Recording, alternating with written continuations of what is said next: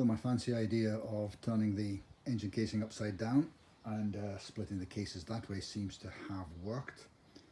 I did have a little bit of difficulty with the oil feed to the end of the idler gear, but we managed to get that sorted.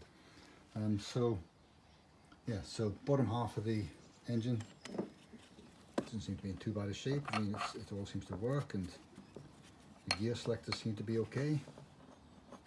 Starter is all right there.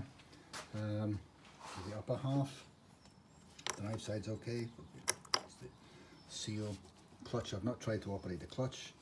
Chain seems to be in good condition. There's a bit of noise on that I'm not too happy about, and you can see there's rust on the end of those teeth.